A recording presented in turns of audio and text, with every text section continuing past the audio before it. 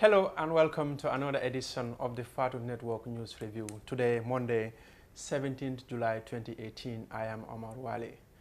In the studios here, I have the former Information Minister, Demba Jao. I'll be talking to him on what President Barrow said about the building of bridges between the bridge between Banjul and Bara. And I also have Dudu Ja, the Deputy Spokesperson for the APRC, who is also the Press Secretary of the APRC. So, but before that, I will go through this, start with the newspapers. The Standard is reporting that Banjul-Bara bridge work to start next year.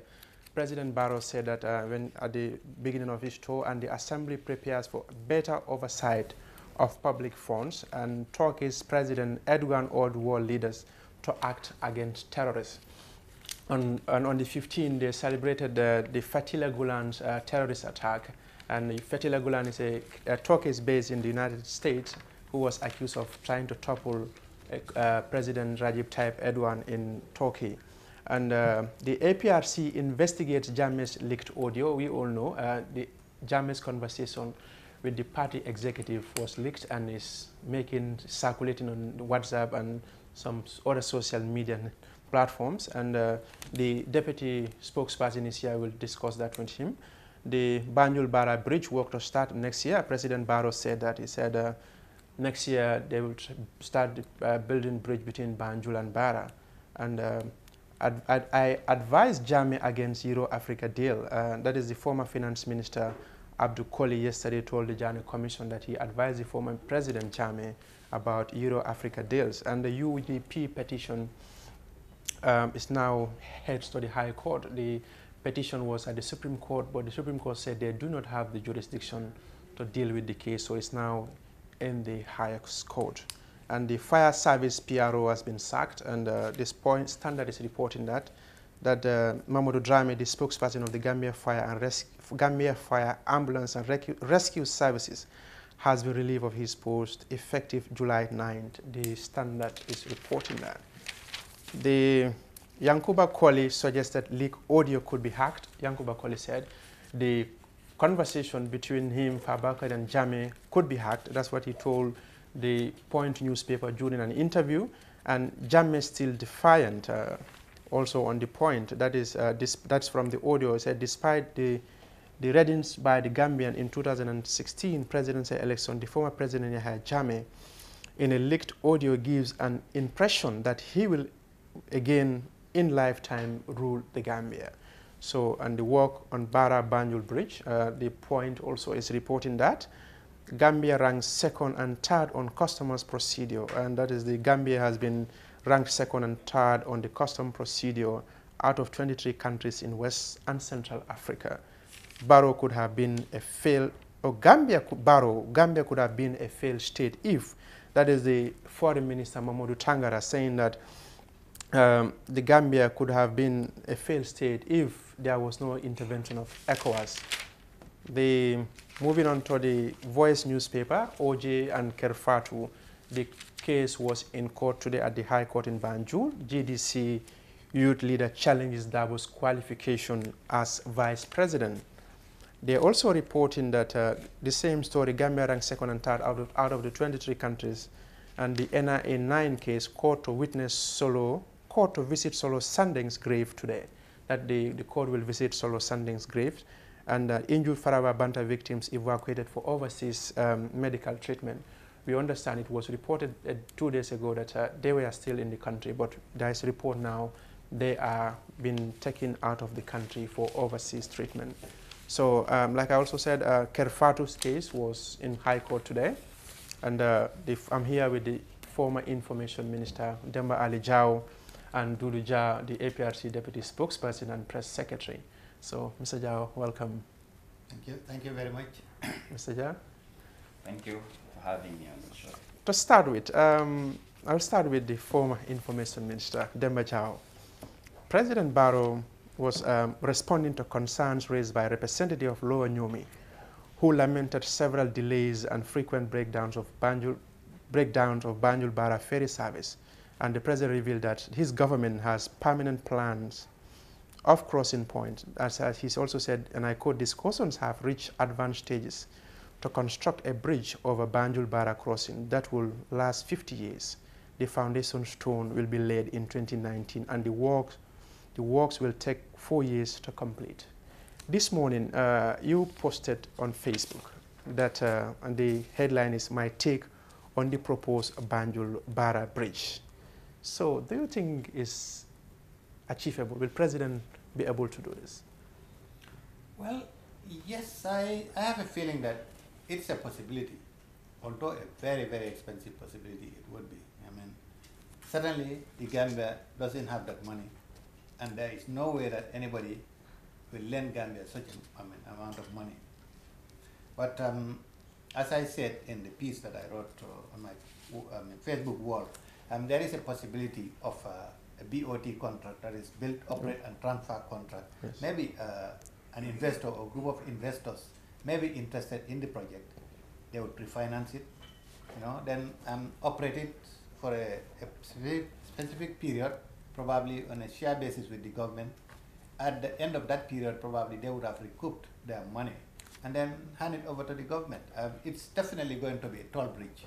That Okay. is, whoever is using the bridge will have to pay for it. Okay. There is this saying that all politicians are the same. They promise to build bridges even where there is no river.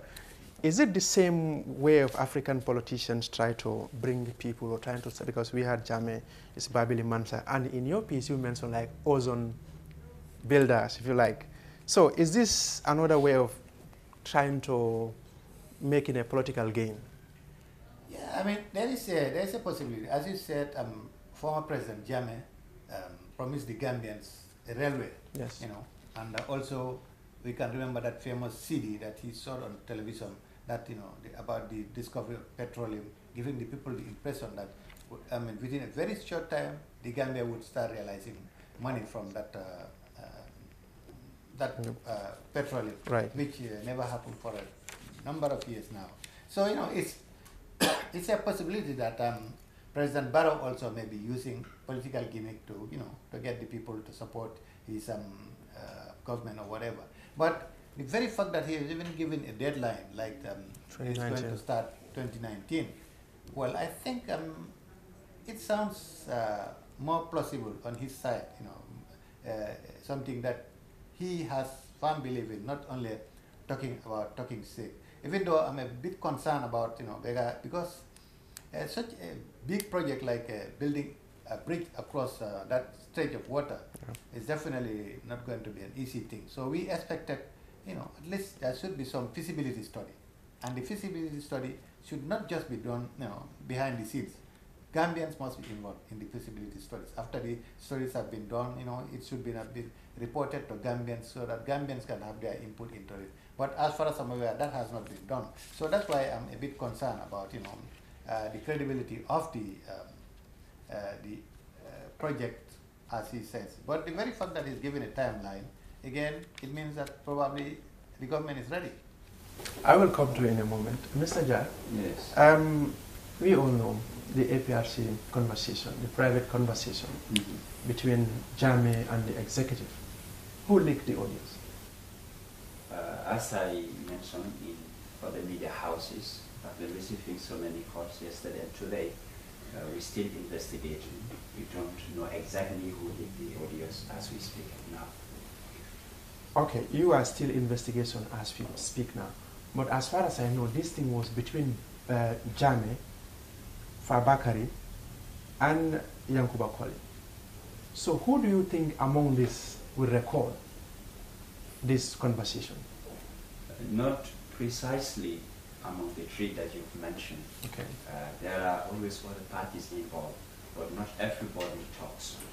So recording, that's an internal issue within the executive. Like I said, we're still investigating.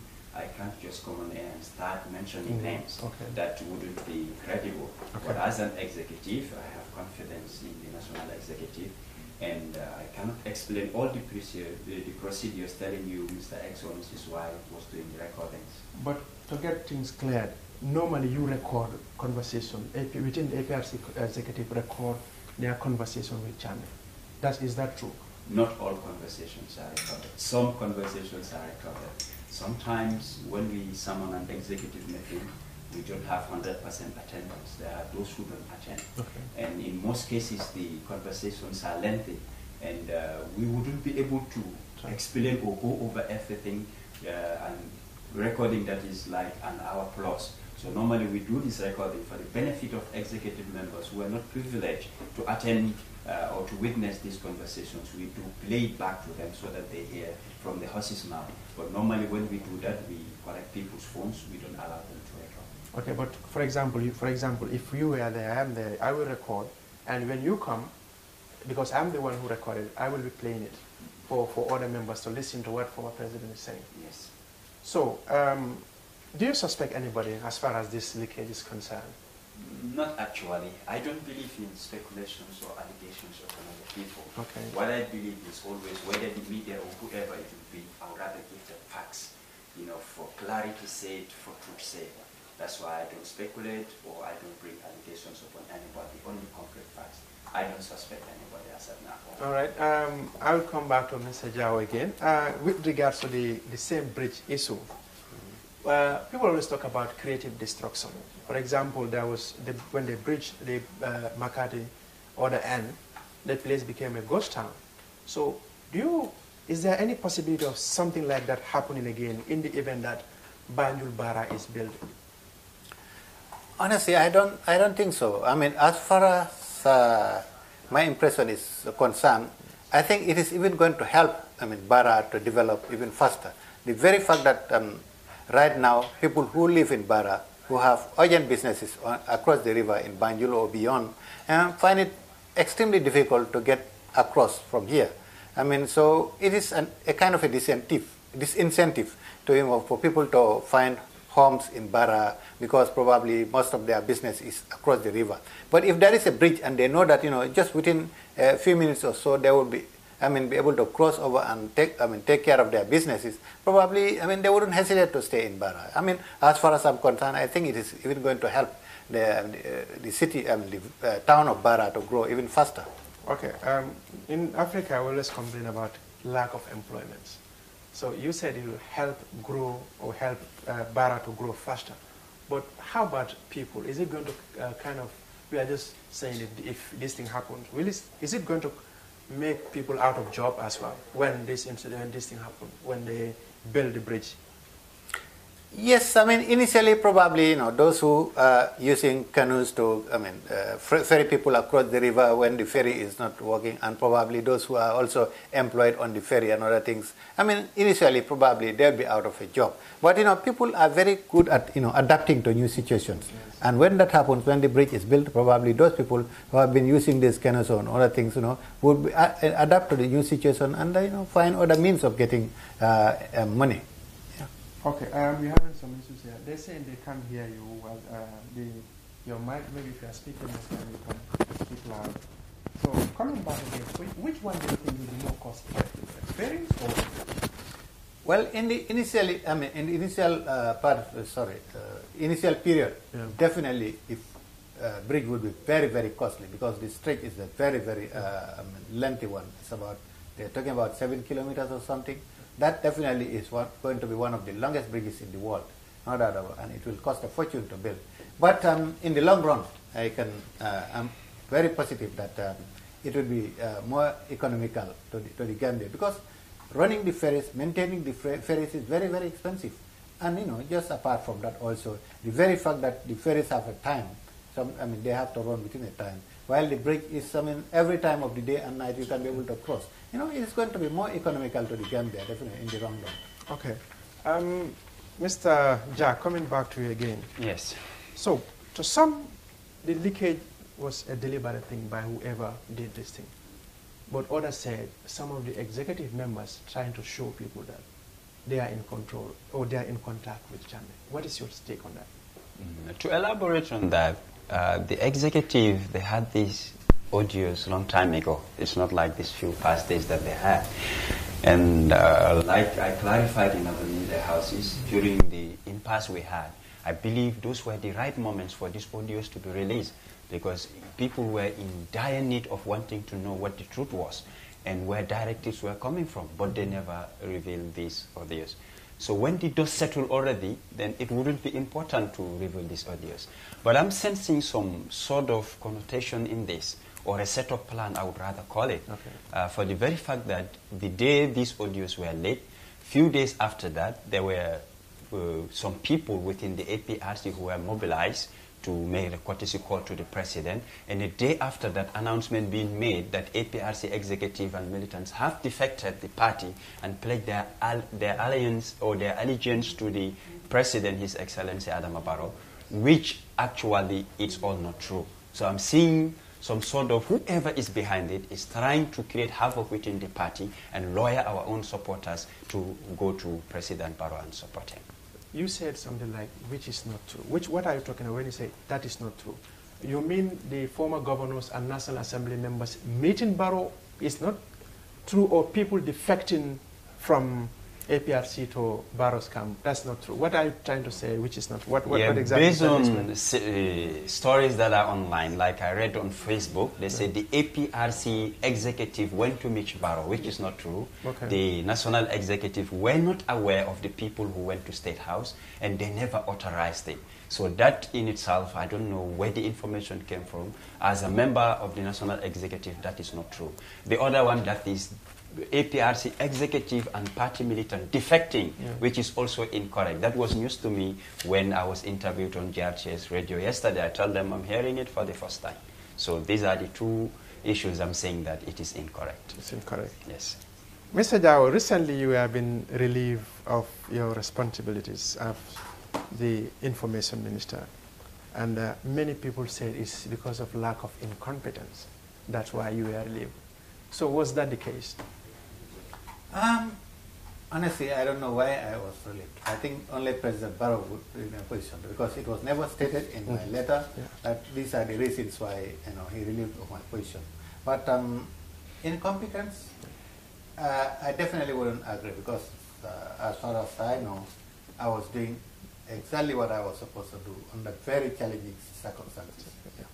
So as far as you are concerned, it is not lack of incompetence. Definitely not incompetence. You did your best. I did my best under the circumstances that I was working in. Very challenging circumstances indeed. Coming back to you, the APRC audios saga again. The national mobilizer, Yankuba Koli, is alleging that somebody might have hacked, but you talk to some people, they'll be like, these are encrypted in both sides. Does that make any sense to you that somebody might have hacked this or the conversation between Jammeh and the party executive? There are possibilities. We're living in a world of technology, and I will give example. Right now we're sitting together.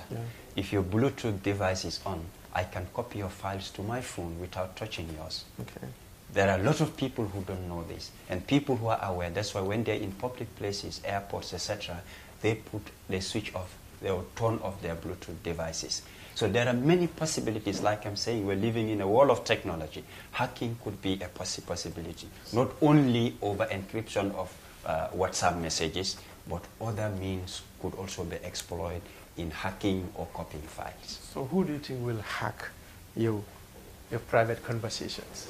Like I mentioned earlier, we still don't have concrete facts about who did it. But connecting the dots, like I explained previously, there's somebody trying to create havoc within the party in discouraging or luring our loyalists or party supporters, moving them to another aim. Somebody said there is, I can say people still say that there is power struggle in your party. Is that the case? Might also be a factor leading to what had happened? Not actually. There is no power struggle at the moment. That was just a misunderstanding by one party trying to hold on to what definitely wasn't the case. I could call it greediness for power. But that's why the leaking of these audios, there are people with divergent views. There are some who are against it for the very fact that it's a private conversation, it shouldn't leak, which I also agree to. And I believe the National Executive has no interest in leaking these audios, because I said they had it earlier on when it was most needed for them to clarify. They never did. So why wait until the dust settles, then you leak these audios? So I wouldn't agree to that. But there is no power struggle within the party. Things have been shed to light. And on the other side of people with a different view, they're happy that this type of audios are leaked. because there were a lot of allegations that were brought upon or labeled onto the former President Yahya Jammeh, that he had stroke, he couldn't talk, he wasn't feeling well. But hearing these audios, he was talking, laughing and cracking jokes, definitely blushed all those allegations that they leveled against him. So it has both negative both sides, advantage and disadvantages. Well, I will come back to my two guests here, but in another news, Kerfatu versus O.J. Jallow case was in court today. You may remember that the former Agriculture Minister O.J. Jallow filed a civil suit on defamation against Kerfatu and at the High Court and, in Banjul. The plaintiff O.J. Jallow was represented by lawyer Badu Conte, and the defendant, the Kerfatu, Fatou Toure, Mustafa Kedabu, and Alaji Yoro Jallow were represented by A. Fati. And the first defendant, Fatou Toure, was not in court today, and the third defendant, that is Alaji Yoro Jallow, but Mustafa Kedabu was in court. And the defense counsel for the defendant, A. Fati, told the court that Fatou traveled in the remote part of the country, and she came lately at night and she was not feeling well. That was why she couldn't make it to the court. And we also know that the third defendant, Alaji Yoro Jallow, is out of the jurisdiction. That's why he was not served. So, but shortly after the case couldn't proceed, and it was adjourned to 15th of October 2018. And at that time, maybe before that time, the third defendant will be served, and the second, and they will be in court. But meanwhile, I'll bring an interview we had with the plaintiff's lawyer, O.J. Jallow's lawyer, Badu Conte, in this interview. Replace your 3G SIM card today for the Real Africell 4G SIM and receive 1 GB of internet data for free. Really? Yes, get 1 GB for free just by replacing your SIM card at any Africell outlet with no loss of contact. The cost of bundle from the 3G SIM card is the same for the 4G SIM. And guess what? With the 4G SIM card, you can also connect to the 3G network as well. This is so cool. In a competent court, and we believe in this court, and we have trust in this court, and we don't have any further comment because proceedings have already commenced. It's now in a stage that it will be sub judice for us to comment anything or to tell the public anything. But we know that we are confident that it's in a very competent court. And I have that confidence as being a counsel. And my client also have a confidence that we have a competent judge. And we believe that the outcome will be, a fair justice will be done. Yeah. Will be given anyway. Yeah. Are you confident of winning this case? Yeah, I'm confident anyway. Every lawyer, when you took up a case, definitely you must be confident that the case you have been taking is a good case. But I cannot further comment more on the case because it has comments and it's in a competent court. It's not my duty to give further comment on it. What exactly do you want the court to do? It's already on the pleadings anyway. It's a public document. You can request to the court. You will see my pleadings. And it's not hired to anybody. Go and take the writ of summons. You will see what I am asking for. It's a public document. If you ask the clerk or the registrar, it will be public. No, I will not comment further, honestly. I've been in high trial like this, and I'm not doing trial by media or trial by publication or trial by social media. I'm in a trial in a court, and I'm a lawyer that handles cases of bigger magnitude than this, but I will not compose myself. I discipline myself, and I always believe in the court, and I always go by court proceedings, but not by public gallery, but not by social media. I'm not a man of social media. You believe you can win this case? Hopefully, I always go for a win. I don't always go for a loss in my life. Whatever I do, I always go for the best. You compared as among the toughest cases that you've served? No, actually, I've been doing cases bigger than this in my life. I believe, if you look at my track record, I've done the Ngumbo Toure case, which is one of the biggest cases in this country with the university. And I've done the IC chairman case, Ali Momar Njai, the economic crime case. I've done the Jambur case, which is the witchcraft case. I've done many, not to mention. So this is not my first time doing cases which has public, attention or public interest. We look at the media landscape now. I mean, it's way free, and since the case was mentioned, many people, especially on social media, have been saying the case is bogus, and there is a massive support for the Cape Fatu. So, do you think for a second that you're going for something that you personally don't believe in? I don't go by the media anyway. I go by my client. I'm being instructed by my client, and I go by my client's words. I don't go by media. In fact, I'm not in the Facebook. Could you believe? I'm not a Facebook fan. I'm not in the social media. But what I believe is I'm a legal practitioner, and I control and compose myself within my area of practice. But I believe also that people who are wrong if they believe that the media fraternity wrong them, there are other measures that the media fraternity can do that will not even come to this position today. We've been misquoted by journalists, but it is rectified and the case done. Thank you very much. Thank you very much. Yes. Thank you. Hey, what are you doing here? I'm going to replace my AfriCell 3G SIM card. Why use a 3G SIM card when you have a 4G phone? Replace your 3G SIM card today for the real AfriCell 4G SIM and receive 1 GB of internet data for free. Really? Yes, get 1 GB for free just by replacing your SIM card at any AfriCell outlet with no loss of contact. The cost of bundle from the 3G SIM card is the same for the 4G SIM. And guess what? With the 4G SIM card, you can also connect to the 3G network as well. This is so cool. I'll replace my 3G SIM card right away to the real 4G SIM and receive my very own 1 GB for free. From AfriCell, it's always real and it's for free. Where AfriCell goes, no one has the speed to follow.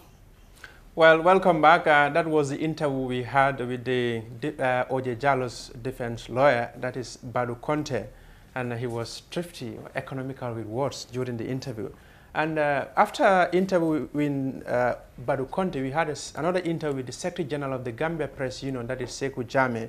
And he told journalists at the High Court that the case is not about Ker Fatou. He said freedom of expression is on trial and not Ker Fatou. And he also said that O.J. Jallow has always been a friend of the media. So let's take a listen to the interview we had with the Secretary General of the Gambia Press Union, Sekou Jammeh.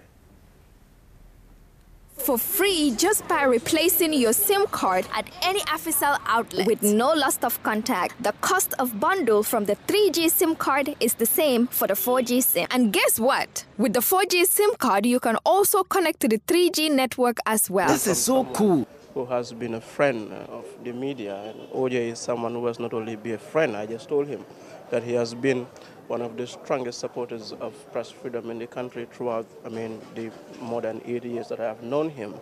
I've interacted with him as a journalist. I've also interacted with him as the Secretary General of Press Freedom. OJ is someone who has defended press freedom quite well. So it's very unfortunate that such an attack is coming from him. Well, but then we know that, that is, OJ, they are confident, his team are saying that they are confident that they're going to win this case, and it's pretty serious. This is going to, from the look of things, it's going to be a tough legal battle.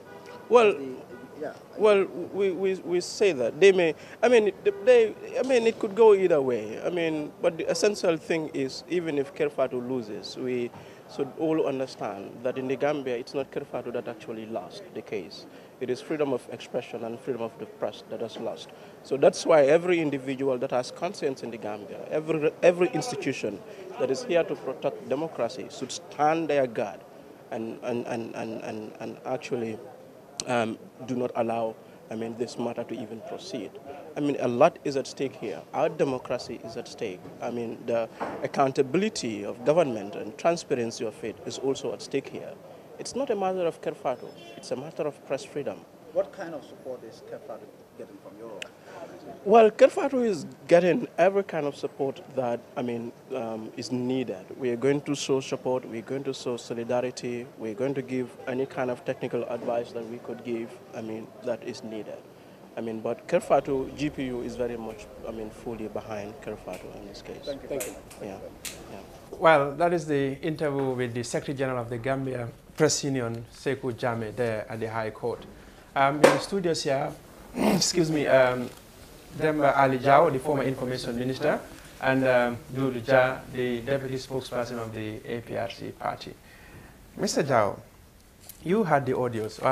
Were you privy to the leaked audios of the Jammeh conversation with the party executive?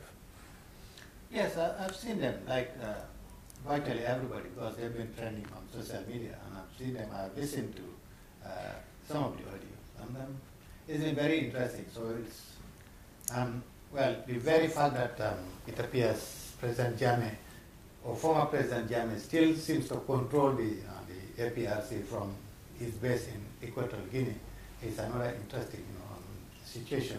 And because listening to the party chiefs, I mean, the way they were talking to former President Jammeh, it definitely shows you that he is still in control, and he still decides as to who remains in the party, who is expelled from the party, because I had him, telling them, instructing them to expel at least one of the recalcitrant members of the party. You had the former Information Minister. Yes, what is your response? Just to clarify that former President Jammeh is the founder of the party, and he's not dictating or has control over the executive. We owe him and give him the due respect that whatever decisions come on board, we do notify him. If people listen keenly through the conversation, he make recommendation. Left to me alone, this is the decision I will take. But again, the current party leader, Fabakary Tombong Jatta, is somebody whom you know that he doesn't go solo. Any matter that arises, he summons for an executive meeting, emergency or otherwise, and he listens to everybody. So whatever majority agrees, that's what we stand by. It's not like Jammeh dictates whatever is going to happen. There are some of these issues. He said it a long time ago. If you listen to the audio, he's telling Tombong, whatever I told you, you've come to see. Because when he recommended earlier, we engaged the people concerned to allow peace to prevail, negotiation and reconciliation. So all avenues were exhausted to no avail. Then we have to go back to what will take the party forward. That's what led to this. You said Jammeh is not dictating the party, but like the former Information Minister said, he asked the executive to, to fire, or he was the one, I can say, handpicking, bringing, and even said they should fire one of, like the minister said, former minister said, a recalcitrant member of the party. So what do you say to that? You said he's not dictating, but he has the last word or authority to say, hire this person, let this person be here, and let this person be fired. Yeah, that's what I'm saying. This issue was put to him. The decision came from the executive. He's still an advisor within us. We don't do things leaving him out. As the founder, we have to give him the due respect. So this is a unanimous executive decision. He only approved. Okay, he approved. Yes, it doesn't mean that he came and said fire X, Y, and Z. No. We tell him whatever issue we have, we involve him in decision making. He has a right to give his opinion. Okay, when he says fire X and the whole executive doesn't agree, that's not going to happen. So that's what I want to clarify. So does it mean that, okay, let's put it this way, is Jammeh powerful than the APRC, or APRC is bigger than Jammeh? You don't call it power in this case. He's not within our midst. This is why we communicate, to make him to be aware of issues that are happening within the party. No, what I mean, is he powerful than the party, or the party is powerful than him, Jammeh? The party is powerful than anybody and everybody within. Because we have a constitution and we go by the party's constitution, not what an individual says. Well, that is the Dudu Jah, the deputy spokesperson of the APRC party. Earlier today, we had our reporters were out and they were sampling the opinions of people on what President Barrow said about building a bridge between Banjul and Barra. So let's take a listen to the Vox. Get 1 gigabyte. Get 1 gigabyte for free just by replacing your SIM card at any Africell outlet with no loss of contact. The cost of bundle from the 3G SIM card is the same for the 4G SIM. And guess what? With the 4G SIM card, you can also connect to the 3G network as well. This is so cool. I'll replace my 3G SIM card right away to the real 4G SIM and receive my very own 1 gigabyte for free. From AfriCell, it's always real and it's for free. Where AfriCell goes, no one has the speed to follow. Hi viewers, welcome again to another Vox Pop of the Fatu Network. My name is Jaka and this is my co-host Fatu. We're here at the Serekunda Market to get the opinion of people regarding the president's plan to construct a bridge between Banjul and Bara. Fatu, what do you think about the idea? I think it's a great move from the president's side and from the government side. The president has made his promise and we are here to know what the people think about the president's move regarding the bridge construction between Bara and Banjul. Well, that is it, viewers. Let's go look for people to get their opinion. loolu de support ma ko de parce que soo seetee daal ñun Gambien si foofu lañ mun a amee dara daal si diggante boobu noonu because luñ fa dee am daal def dee bëri trop soo moom si suma xelaat daal. waaw loolu rafet la waaw loolu moom ñun ñaa ngi koy rafetlu parce que da ngay gis ne loolu bu fekkee ne dëkk mi ngi dem ci kanam waaw ci day dox ci jéego yu mel noonu xam nga waaw loolu la loolu moom rafet na trop. nda de nga akode na ba kila fana de nga support because jama ban to min fan ka travel ni Senegal si lo ka business o kana akam batandile wado just ne boy dimbal ko to eta fo silo kay na ibo koronto pour kana mure le dimbal ko to eta tara ela bara maybe star je ka bil eto kulok fo so o so mo so mana eto kulok so na ka ta ba mo jama ran sai ba business o fana ko so ne la min gambe no min ka ta Senegal min fan kana gambe aba ku jama so ne ndela nda nga support le natara ay ba ko kera fana nga support anyway loolu baax na torop parce que xam nga diggante Banjul ak Bara dégara dafa gàtta waaye ferry bi nit ñi dañ si dee am problème lu bari sometimes di nga busy daf dee overlap busy parce que di nga bëgg a jaala nga yaakamte ferry bi ñëw dile la doo dee mun a jaala suñ fa defee tam loolu luñ palaat noonu loolu baax na torop loolu dina mun a dimbale nit yi boobu de no ɗum ɗon si tawi woni hawri o waɗi ɗum ɗon harayno moƴƴi haray ko wallugo jama no sabu jama no tampi ɗon de lumbugol ɗon ngol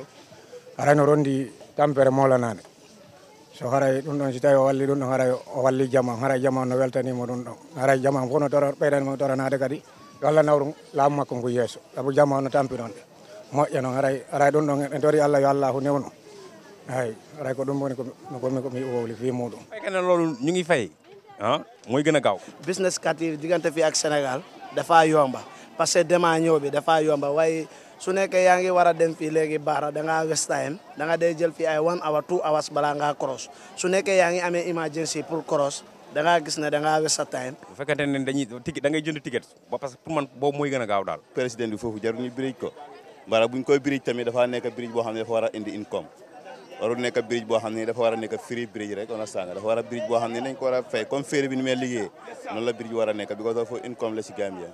bu ko mënee def kay boobu sant yàlla baax na pour jigéen ñi biir ak ñi war a ñëw Banjul ak jigéen ñi aussi war a ñëw Banjul yëpp baax na ci loolu yëpp ci développement réew mi la boobu jàmm la waaw.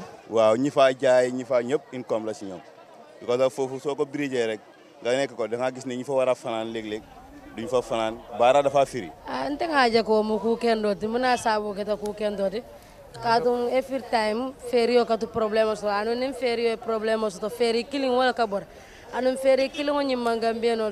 Welcome back. That was the Vox Pop at Serekunda Market regarding the bridge President Barrow said he's going to build between Banjul and Bara. Mr. Jao, you had the voices here, divergent views. People have different opinions. Some are talking about convenient, but others are thinking about the cost involved. So do you think this would be the government's immediate priority, or there are other things that they can focus on other than the bridge? Well, the government has a lot of priorities, definitely a lot of priorities. But if it is available, if the amount of money that is needed, the colossal amount of money which is needed to build such a bridge, I'm definitely convinced that it has a lot of economic benefits in the long run.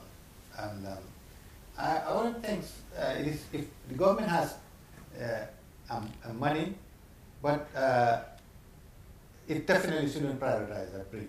There are other things to give priority to. But as I say, the government doesn't have the money to build such a bridge. Somebody has to do it. If they get an offer from somebody who is an investor who is willing to risk everything and put in their money into such a bridge, why not? Give them all the facilities they need to go ahead with it. Because it's very good economic benefits for the country in the long run. What is your take on the bridges? For you, as far as you are concerned, what do you think should be the immediate priorities of the government? The bridge is important, but I believe there are other priorities we need to concentrate on. Such as? Health sector, agriculture, the electricity system, the water, especially when now in the rainy season, we have very poor drainage systems. So these are things they need to focus on, connecting people together through building of roads. And in most cases, the highways are congested because mostly some of these down net roads are not definitely good. So this building bridges is a long-term project. There are other priorities we need to focus on. So as far as you are concerned, there is no need for us to have it in next year, 2019, as Barrow said, and it will take 4 years for them to build it. Yeah, unless and until these other sectors are given much attention to and upgraded. So health, and agriculture and water and electricity and road networks. Mr. Jao? Yeah, I mean, well, let's look at it this way. As I said, the government doesn't have the money, and it will never have the money to build such a bridge. But if somebody, I mean, an investor is prepared to invest their money into this, honestly, I don't think it has to wait. I mean, let them facilitate it, and so that it can be done right away. It has got a potential, economic benefits to this country.